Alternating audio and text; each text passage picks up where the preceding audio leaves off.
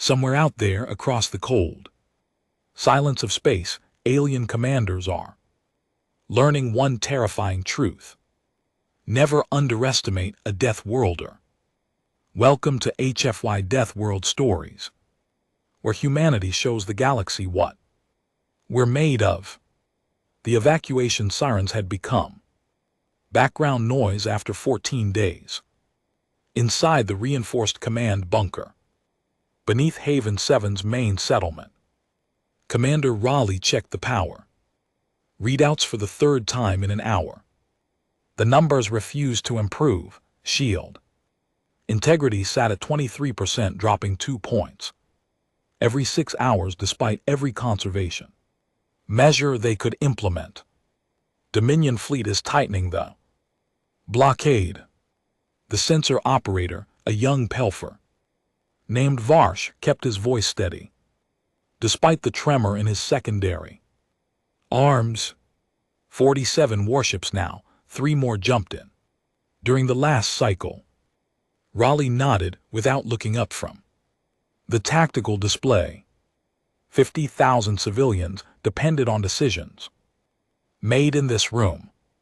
Refugees from a dozen worlds, all fleeing persecution, all believing Haven 7 would be their sanctuary. The Dominion had other plans. Dr. Nira Solon entered through the sealed doorway, her medical coat stained with dust and blood. Eastern sector took another hit. Building collapsed. We pulled out 15 wounded, but the trauma ward is beyond capacity. Food stores, Raleigh asked. 4 days, maybe 5 if we cut rations. Again, Nira's expression carried the weight of too many impossible choices. The children are already weak. A human voice cut through the tension. We need to send a distress call. Captain Brennan Cole stood near the communications station, arms crossed. He had arrived on Haven 7 2 years ago. Aboard a damaged freighter, just another merchant trying to survive in the outer colonies.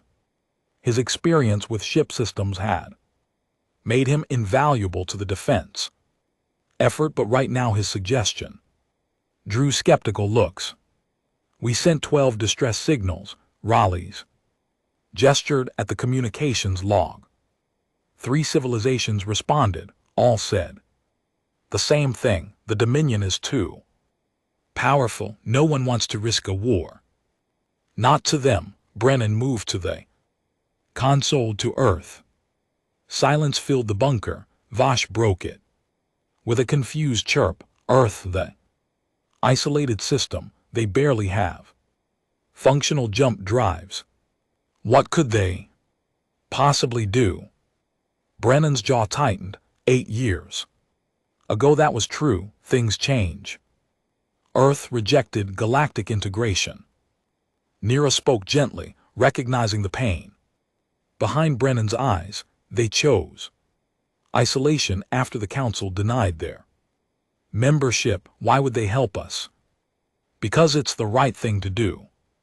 Brennan activated the communication array, and because they're human, we're stubborn that way. Raleigh studied the human carefully. Pride and doubt warred in Brennan's expression, like a man defending something he wasn't entirely sure existed anymore. How long since you've had contact with Earth? 8 years. I left before the Great Expansion started, before they closed the borders. Brennan's fingers moved across the controls, entering encryption codes from memory. But I know my people. If there's even a chance they received this message, they'll come. The Dominion commander gave us 48 hours. Raleigh's checked the countdown timer. 36 hours remain. Surrender or be destroyed. Then we have 36 hours to hope. Brennan transmitted the coded message into the void. Message away. The bunker fell quiet except for the hum of failing systems. Somewhere above, another explosion. rattled the settlement as Dominion. Bombardment continued its methodical destruction of outer defensive positions. A small figure appeared in the doorway. Tala, a young Orni girl with silver skin and enormous dark eyes, clutched a worn blanket. Dr. Solon, my mother's. Coughing again. Niera knelt beside the child. I'll check on her soon, sweetheart. Are you staying in the shelter like we asked? Yes, but everyone's scared. Tala looked at the adults with the brutal honesty only children possess. Are the bad ships going to kill us? Brennan crouched to Tala's level. No. Help is coming. How do you know? Because I sent a message to some very stubborn people, and stubbornness is hard to kill. Tala processed this with the seriousness of someone twice her age. Will they get here in time?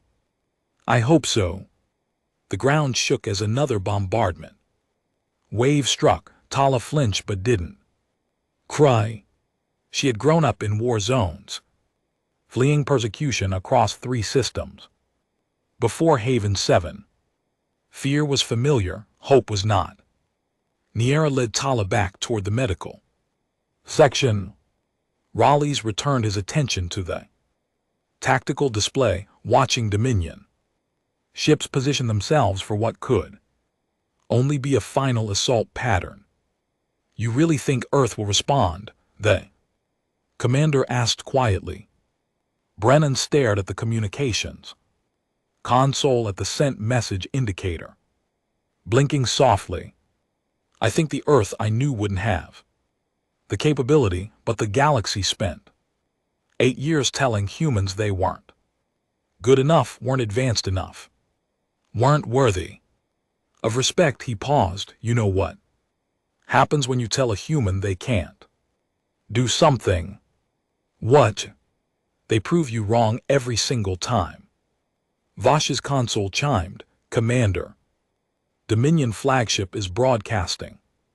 The message played through the bunker speaker. Haven 7 colony, this is Dominion Commander Rex. You have 24 hours to surrender unconditionally. Comply and become labor assets. Resist and face complete annihilation. Choose wisely.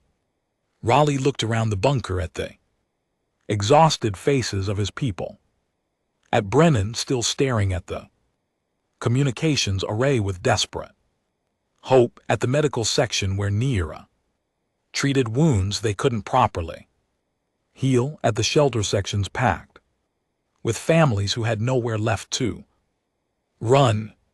Send our response, Raleigh said. We refuse surrender. Haven 7 stands. Commander, that's suicide, Vosh whispered. Perhaps, but slavery is worse than death. We stand. Raleigh straightened his posture. And if Captain Cole's message reaches anyone who cares, maybe we won't stand alone. The transmission went out. Above the colony, Dominion warships began moving into final attack formations. The countdown had begun. 24 hours to live or die. Brennan remained at the communications console, monitoring for any response from Earth. The silence stretched. Nothing came, but he didn't leave his post, stubborn, until the end. 20 hours remained when the first shelter collapsed. Brennan helped pull survivors from the rubble, his hands raw and bleeding. A Kelthian family emerged, coughing dust, their young child unconscious but breathing. Dr. Solon rushed forward with medical equipment that looked increasingly inadequate for the scale of devastation.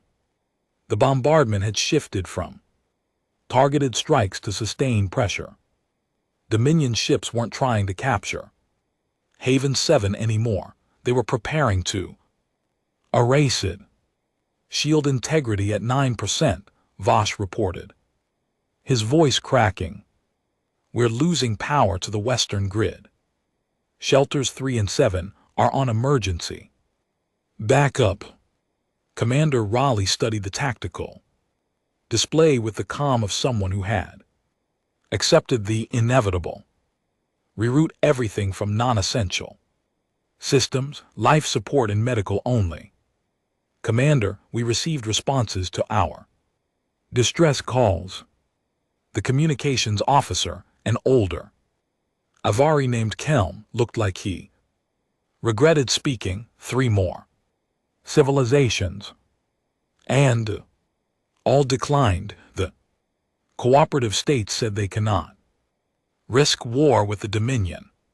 The Federation expressed sympathies but cited defense treaties preventing intervention. The Alliance offered prayers. Brennan wanted to laugh but couldn't find the energy. 50,000 lives. And the galaxy offered prayers. Any response from Earth? He asked. Knowing the answer, Kelm shook his head. Nothing. The words landed like physical blows.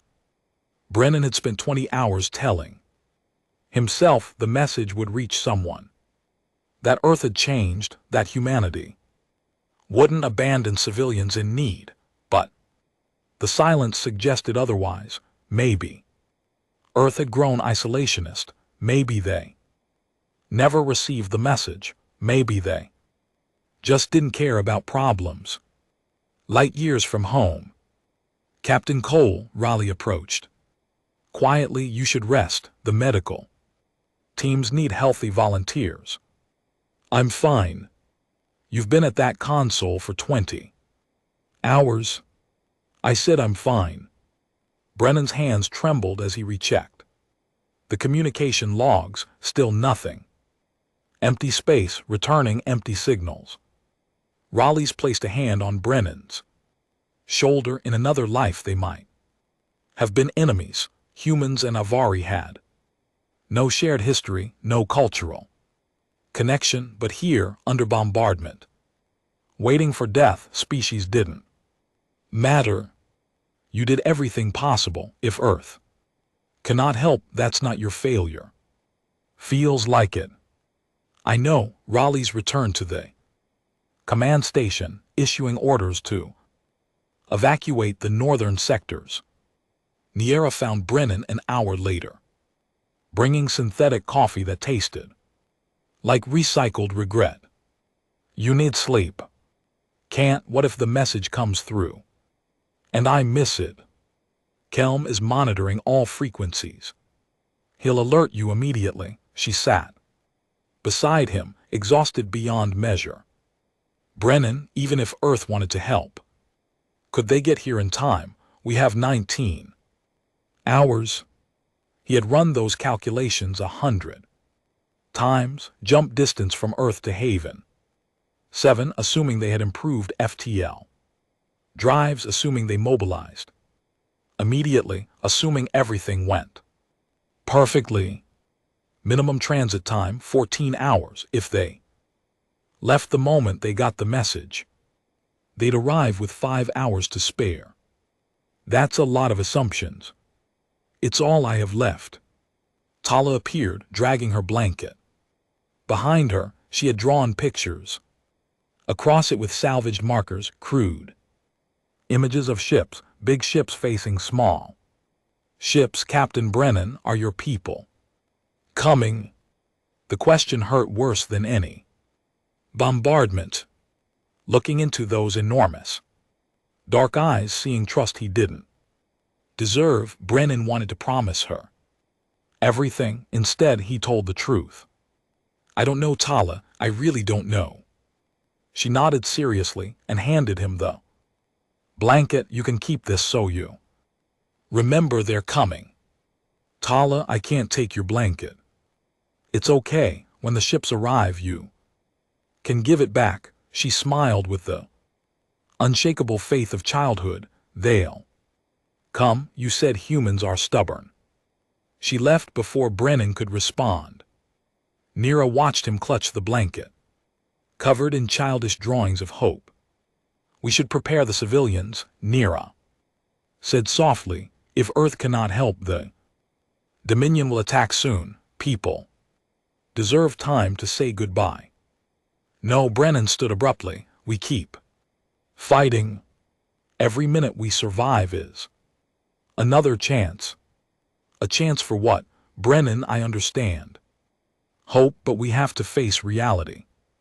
Reality is that we're not dead yet. He moved to the command station. Commander Raleigh's, how much ammunition remains?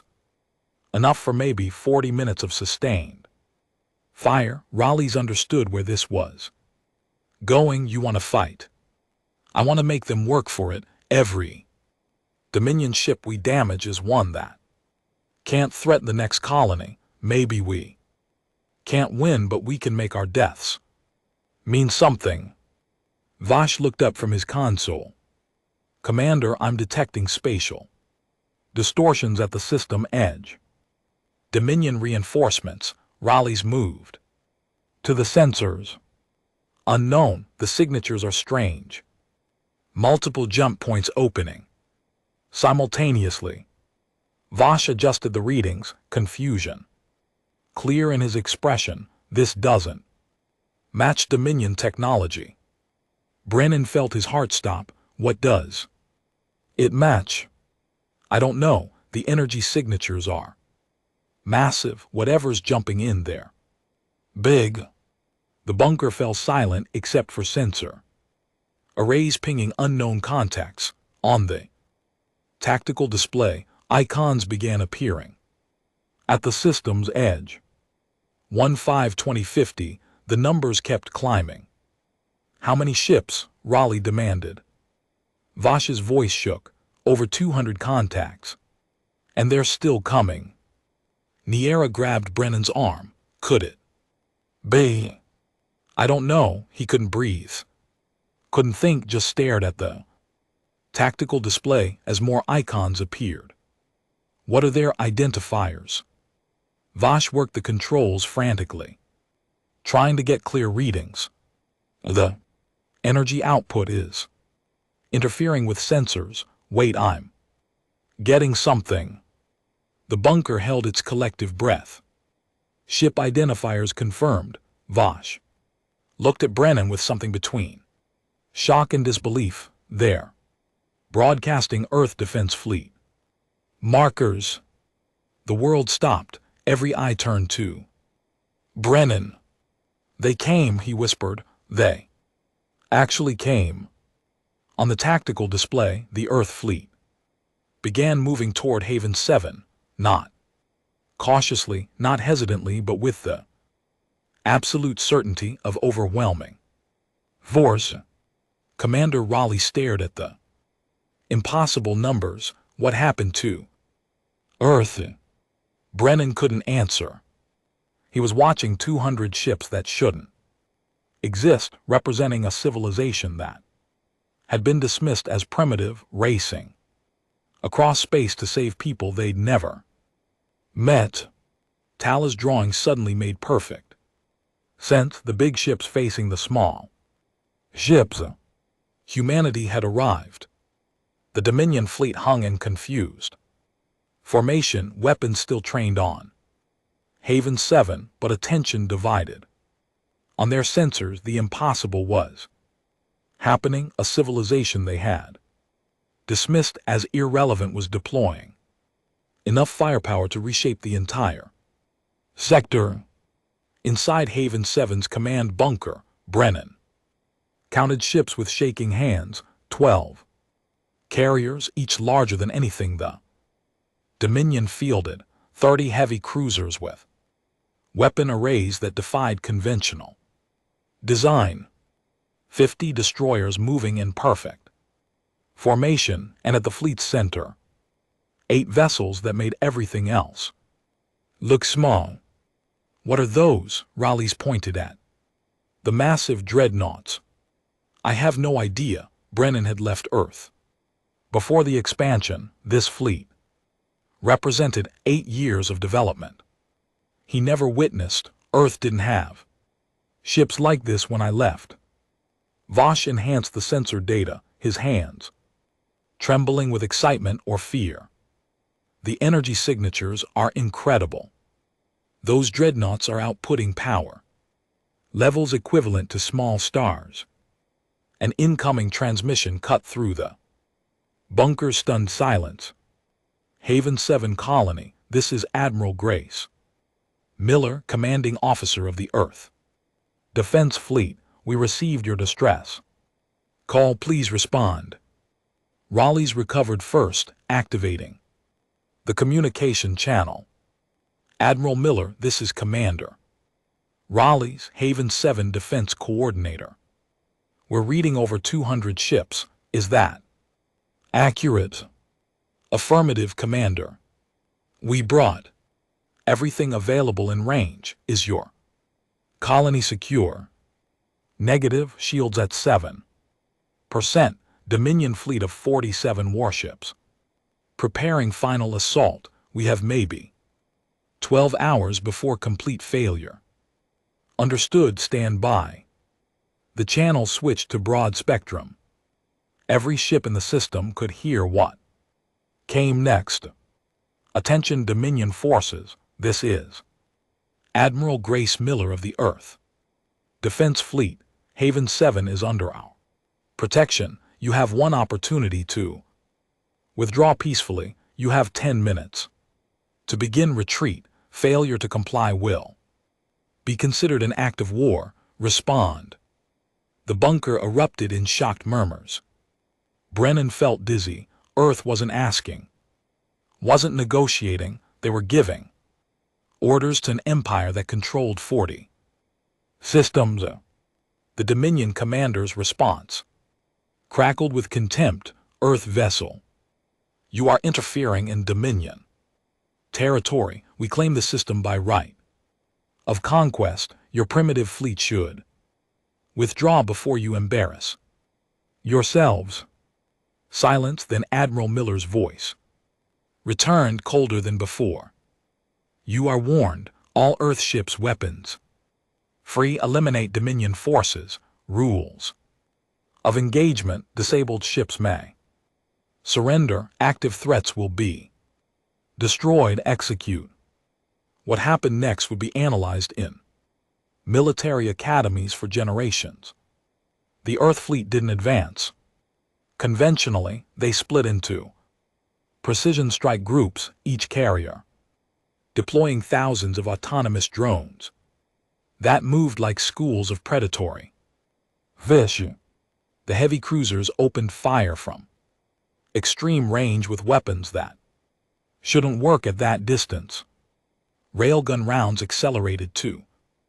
Relativistic speeds crossed the distance. In heartbeats, the first Dominion cruiser exploded. Before its crew understood they were under attack, the second tried to dodge. But the targeting systems predicted every evasive maneuver. Plasma torpedoes that curved mid-flight, tracking targets like living things, tore through shields and hulls with surgical precision. They're not even slowing down, Vosh whispered, watching the tactical display. The Dominion fleet attempted to return fire, but Earth's point defense systems created walls of intercepting rounds. Nothing got through. Missiles detonated thousands of kilometers from their targets. Energy beams scattered against fields that shouldn't exist. Then the dreadnoughts fired gravity pulse cannons that bent space itself, crushing 3 Dominion destroyers into fragments. Electromagnetic disruption waves that shut down entire squadrons simultaneously, leaving them drifting and helpless.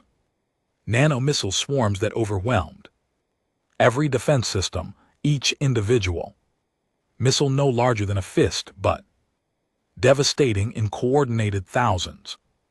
6 Dominion ships destroyed, Varat reported, voice shaking. Make that 8-10, they're not even slowing down. Brennan watched Earth fighters scream past Haven 7's orbit, their shields blazing blue-white. They moved impossibly fast, coordinated through networks that made them function as a single organism. 3 fighters would draw fire while 5 others flanked when Dominion ships targeted. The flankers, the original 3, would strike. Dr. Solon gripped Brennan's arm. This is Earth, the Earth you left. No, he couldn't look away from the display. This is what Earth became after the galaxy abandoned them. The Dominion commander attempted retreat, ordering his remaining ships to jump to FTL. Earth destroyers were waiting at every jump point, not guessing where Dominion ships would go, knowing the tactical coordination suggested prediction. Algorithms decades beyond anything the galaxy used. A Dominion heavy cruiser tried to flee toward the outer system. An Earth carrier deployed specialized hunter drones that disabled its engines. Seconds, the cruiser drifted, helpless but intact.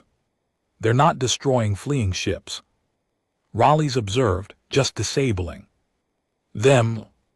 Mercy, Niera said softly, they could annihilate the entire Dominion fleet.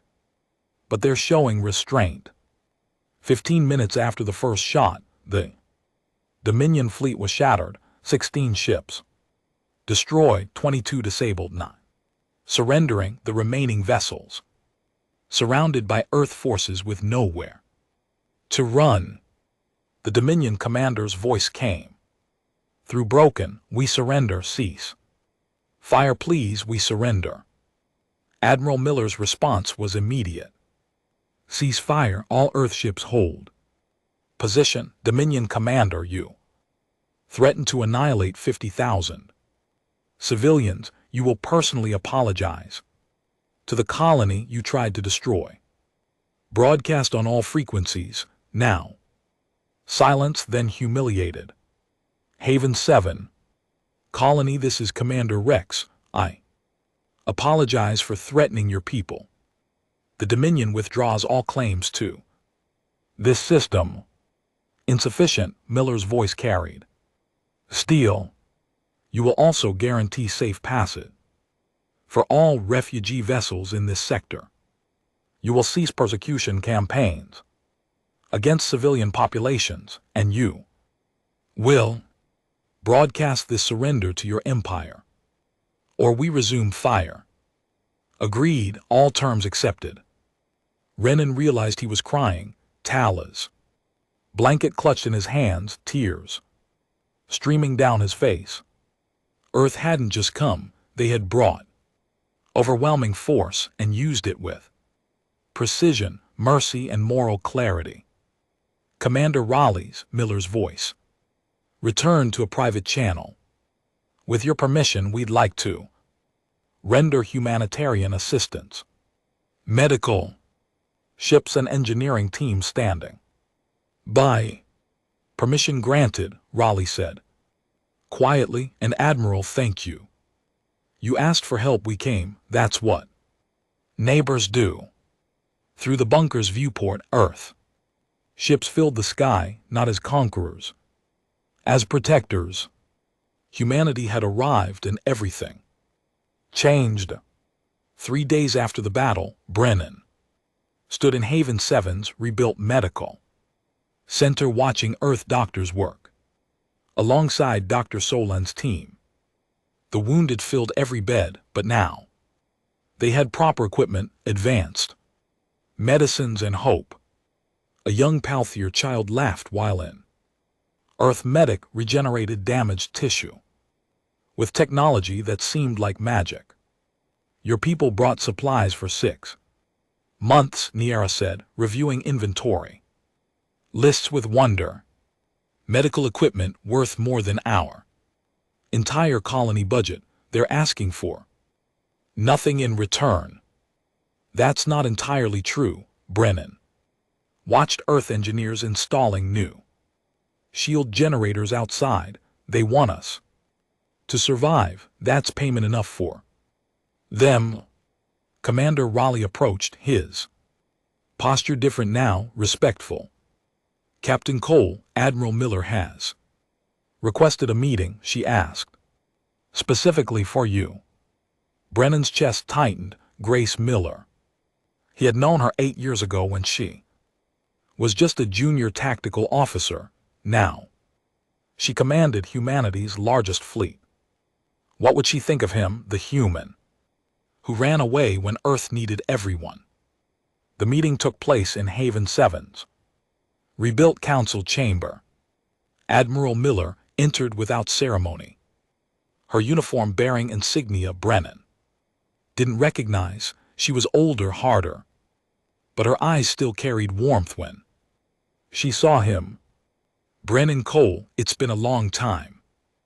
Admiral Miller, or should I call you Grace? Grace works, she smiled briefly.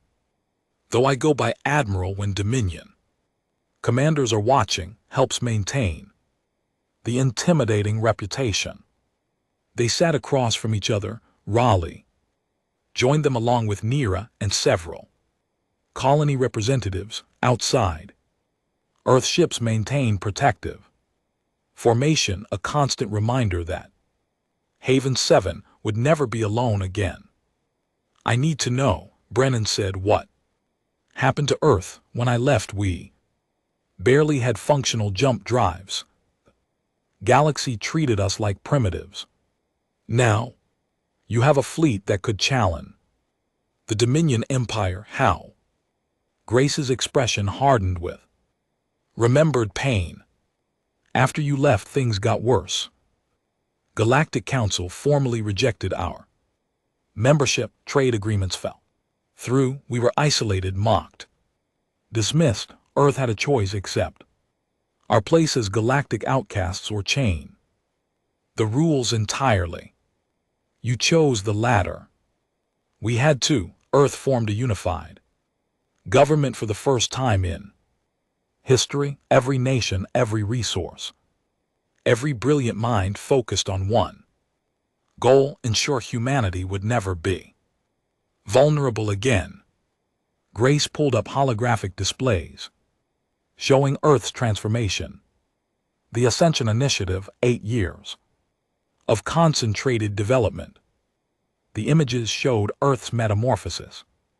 Massive orbital construction yards, research facilities spanning continents, test sites where new weapons reshaped landscapes. Most striking were the people, humans from every nation working together without the old divisions.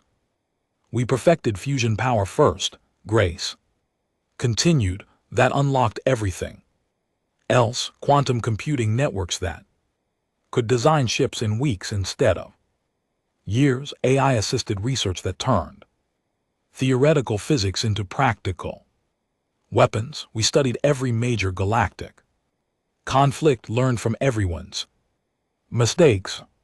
The dreadnoughts? Raleigh asked, leaning forward. Experimental class designed specifically to counter conventional galactic warfare doctrine. The galaxy fights with energy shields and plasma weapons. We built ships that manipulate gravity and electromagnetic fields. They were expecting one type of war. We brought something completely different.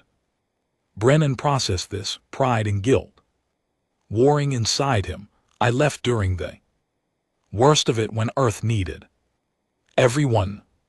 You left when staying would have broken you, Grace said gently. Brennan, Earth doesn't resent people who left. We understand. Watching the galaxy dismiss us hurt. Some people needed distance from that pain. But you stayed. I did, and it forged me into someone who could command this fleet. Grace's eyes held no judgment. Your path led you here to Haven 7, where you were positioned to send the distress call we needed to hear. Everything happened exactly as it should. Niera spoke up, curiosity overcoming protocol. Admiral, why did Earth respond? You could have remained isolated, safe. Why? Risk war with the Dominion. Grace turned to her, and her answer resonated through the chamber, because we remember what it felt like to be dismissed to ask for help in here, silenced to face threats alone, while civilizations that could have helped chose neutrality. She gestured toward the window, toward the colony outside. We became powerful not for conquest, but for moments like this, to be what we needed when no one else would. A philosophy of protection, Raleigh said quietly. More than that, a philosophy of remembering where we came from. Grace pulled up another display showing dozens of star systems. Haven 7 isn't the only distress call we've received since word spread about our intervention here. 17 other colonies have asked for protection, mining outposts threatened by raiders, refugee stations facing starvation, research facilities under pirate siege. Can you protect them all? Brennan asked. We're building 4 more fleets, expanded shipyards across 3 systems. In 2 years, we'll have the capacity to maintain protective presence across 50 systems. Grace's determination was absolute. The galaxy spent centuries developing empires built on conquest. Earth is building something different, an alliance based on mutual defense and shared values. What about the Galactic Council? Raleigh asked. They won't appreciate Earth's growing influence. The Council finally offered us membership last month, full voting rights, trade agreements, the works. Grace's smile held no warmth. We declined. Shocked silence filled the chamber. Brennan broke it. You declined Council membership. That's what Earth wanted for decades. Earth wanted acceptance when we were weak and desperate. The Council only offered membership after seeing our fleet. Grace stood, moving to the window. We don't need validation from people who ignored our worth until we proved it through force. We'll work with any civilization that shares our values. Council membership not required. Outside, an Earth transport landed, carrying more supplies. Colonists rushed to help unload, working alongside human crews without hesitation. Species that had been strangers 3 days ago now collaborated like old friends. The galaxy is changing, Nira observed. We're forcing it to change, Grace agreed. For too long, power meant domination. We're showing that power can mean protection, that strength can be used to defend rather than conquer. Brennan watched Tala playing with Earth soldiers, her laughter carrying through the window. The same child who faced death days ago now drew pictures for humans who crossed the galaxy to save her. What happens now? He asked. Now we make sure Haven 7 thrives. Grace turned to Raleigh's. We're offering formal alliance terms. Earth will maintain defensive presence in this system. In exchange, Haven 7 becomes a trading hub in our protection network. Not subjects, Raleigh's clarified. Equals, partners, friends. Grace extended her hand. What do you say, Commander? Raleigh's took her hand without hesitation. Haven 7 accepts. Brennan felt something shift in the universe. This wasn't empire building. It was something new, something better. Humanity had found its purpose among the stars. 1 week after Haven 7's salvation, the colony transformed from dying settlement to thriving hub. Earth engineers had installed shield generators powerful enough to withstand sustained Dominion assault. The devastated eastern sector now hosted a bustling market where humans traded with Kelthians, Avari Pelthier and a dozen other species. Children played in streets that had been rubble, their laughter erasing memories of bombardment. Brennan walked those streets with Tala, who insisted on showing him every improvement. See, the humans fixed our school and they brought real food, not the synthetic stuff, and look, she pointed at an earth transport unloading construction materials. They're building a real hospital. They're doing a lot, Brennan agreed, watching his people work alongside colonists. No separation, no hierarchy, just shared purpose. Captain Brennan, Tala looked up with those enormous dark eyes. Why did the galaxy not help us but Earth did? The question held complexities a child shouldn't have to consider. Brennan knelt to her level. Sometimes people forget what's important. They get scared or selfish or just too busy with their own problems. But Earth remembered something the galaxy forgot. What? That we're all people. Doesn't matter what we look like or where we're from. When someone needs help, you help them. Tala processed this seriously. Is that why you sent the message? Yeah, because I hoped Earth still believed that, even after the galaxy treated them badly. They did believe it. Tala hugged him. Suddenly, thank you for hoping. She ran off to play with other children. Human and alien mixed together without thought. Brennan watched them, throat tight. This was what Earth was fighting for, not territory, not resources, just the simple right for children to play without fear. She's resilient, Admiral Miller approached, carrying supplies for the medical center. Even commanding officers did regular work in Earth's fleet. Leadership through example, not decree. They all are, shouldn't have to be. Though, Brennan fell into step beside. Sorry. Grace, can I ask you something? Always.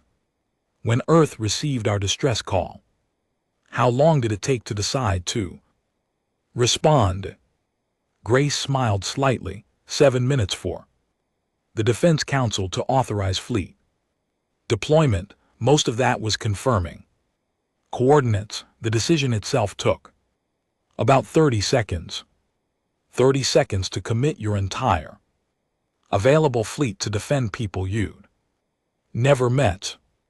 Brennan, the decision was made 8 years ago when we started the Ascension Initiative. We built this fleet knowing exactly what we'd use it for. She gestured at Haven 7. Every ship, every weapon, every tactical system was designed with one purpose: protect those who can't protect themselves. They reached the medical center where Dr. Solon coordinated with Earth doctors. A young Avari child was learning to walk again using human prosthetics. His parents wept with gratitude while Earth medics celebrated the milestone like it was their own child. Dr. Solon has requested assignment to Earth's Medical Research Division, Grace said, along with 47 other colony specialists. They want to help us help others.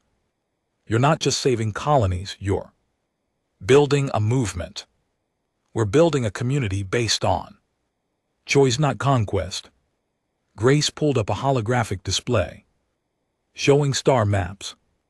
This is the Haven Network. 17 systems have formally requested Earth's protection. 23 more are in negotiations. Within a year, we'll have a coalition of 60 independent systems choosing cooperation over isolation. The map showed Earth at the center, not as ruler but as hub.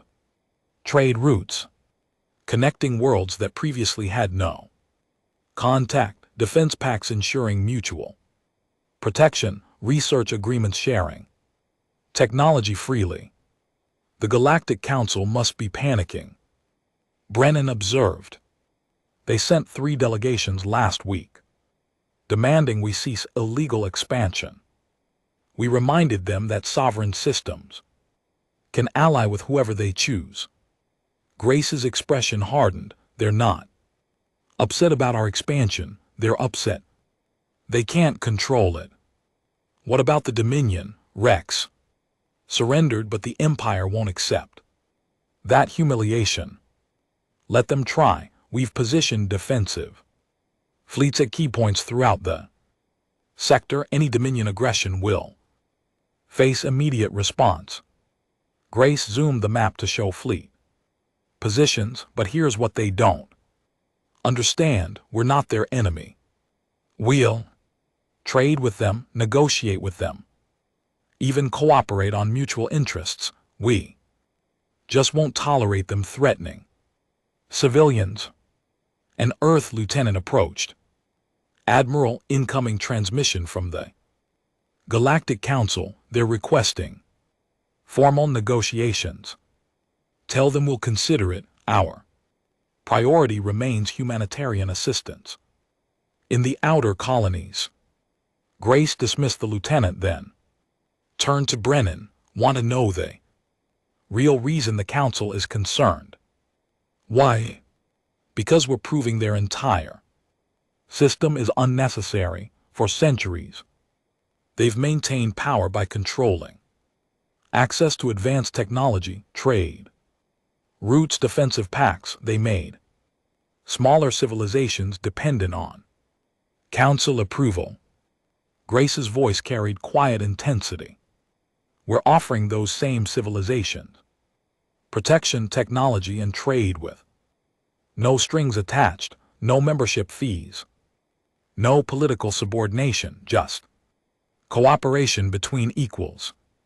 You're making the Council obsolete. We're making their control obsolete. The Council can evolve or fade away. That's their choice. Brennan looked at the colony, at the ships overhead, at the impossible transformation of everything he thought. He knew. Grace, I want to rejoin Earth's fleet. Whatever capacity you need. I was hoping you'd say that. She smiled genuinely. We need liaisons to multi-species colonies, people who understand both human values and alien cultures. You're perfect for it. When do I start? After Haven 7's integration is complete. 3 weeks. Grace paused. Brennan, you left Earth when staying hurt too much. Now you're coming home when we need you most. That's not coincidence. That's purpose finding you. Before Brennan could respond, alarms sounded across the colony, not attack warnings. Communication alerts. Vosh's voice came through emergency channels. Commander Raleigh, Admiral Miller. Everyone needs to see this. We're receiving distress calls, multiple system, simultaneous attacks by raiders across the sector. They rushed to the command center where displays showed carnage. 5 colonies under assault, 2 mining stations surrounded, a research outpost broadcasting desperate pleas for help. Grace's expression shifted to command mode instantly. How many ships do we have in range? 6 cruisers, 14 destroyers, the carrier Defiant, her tactical officer reported. Not enough for simultaneous response to 7 locations. Grace studied the displays, making calculations. We'll have to prioritize. No. Raleigh stepped forward. Haven 7 has functional defenses now. Take the ships. Protecting us, save the others. Commander, that leaves you vulnerable. We have shields, weapons, and trained defenders. Those colonies have nothing. Raleigh met Grace's eyes. You taught us that power means protecting others.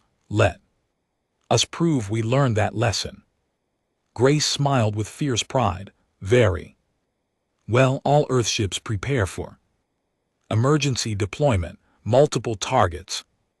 Maximum speed, we're not letting anyone die today. The fleet mobilized with practiced efficiency. Within minutes, Earth ships were jumping to FTL, racing toward desperate colonies. Brennan watched them go, understanding finally what Earth had become, not an empire, not conquerors, but something the galaxy had never seen. Protectors by choice, heroes by commitment. And they were just getting started. 2 months after the battle that saved Haven 7, the colony hosted a gathering that would reshape galactic politics. Representatives from 34 star systems crowded the rebuilt council chamber. Species that had never met now, negotiating mutual defense and trade agreements. At the center of it all, Admiral Grace Miller facilitated discussions with the patience of someone who understood that lasting change required foundation building. Brennan moved through the crowds, translating conversations and mediating cultural misunderstandings. A Kelthian merchant argued shipping routes with a human engineer, while an Avari agricultural specialist shared crop rotation techniques with Earth botanists. Species that the galaxy had kept isolated through bureaucracy and fear now collaborated freely. Captain Cole, a moment, Commander Raleigh's gestured toward a quieter corner. He wore new insignia, the symbol of the Haven Alliance, Earth's expanding coalition. The Council is sending another delegation, 5th one this month. Let them send 10 more. Brennan watched a group of children playing, human and alien mixed together. No thought given to differences. We don't need their permission to help people. They're offering significant concessions, full trade agreements, technology sharing, defensive pacts. Raleigh's lowered his voice. There. Scared Brennan, Earth's alliance has grown to 47 systems in 2 months, more. Requesting membership daily, the Council is losing influence. Good, for centuries they've maintained power by controlling who gets protection and resources. Time someone showed there's another way. Dr. Nira Solon joined them carrying data tablets filled with medical research. The joint xenobiology project is yielding remarkable results. Earth's regenerative medicine combined with Calthian cellular knowledge could revolutionize trauma care for every species. We're sharing everything freely through the Alliance network. That's the difference, Raleigh observed. The Council hoards knowledge as leverage. Earth shares it because helping others helps everyone. Admiral Miller concluded her negotiations and approached their group. We finalized the Haven Network Charter. 47 systems signing today. Mutual defense. Guaranteed free trade. Open technology exchange. No governing body, just cooperative agreements and regular councils. The Council will call it an illegal alliance, Nira said. Let them. Every system signed voluntarily. The Council can't claim sovereignty over independent worlds. Choosing cooperation. Grace pulled up a holographic display. But that's not our biggest news. Show them Brennan. Brennan activated his tablet, revealing Earth's latest project, massive construction yards in orbit around Earth, and 3 allied systems. New ship classes on assembly lines, advanced defensive platforms. Most impressive were the training facilities where mixed species crews learned integrated tactical operations. 4 new fleets launching within 6 months, Brennan explained. each with human command staff, but integrated crews from Alliance members. Not Earth controlling others, but Earth enabling collective defense. You're building an army, Raleigh said. Quietly, we're building a shield, Grace corrected. The galaxy has empires built on conquest and councils built on control. We're offering a third option. Coalition built on choice. Anyone can join, anyone can leave. The only requirement is commitment to defending each other. An urgent communication interrupted the gathering. The young Peltier officer Vosh appeared on the holographic display broadcasting from Haven 7 sensor station. Admiral Miller, we're detecting massive fleet movements. Dominion Empire mobilizing forces, 300 ships heading toward Alliance space. The chamber fell silent. 300 ships meant the Dominion wasn't raiding anymore. They were going to war.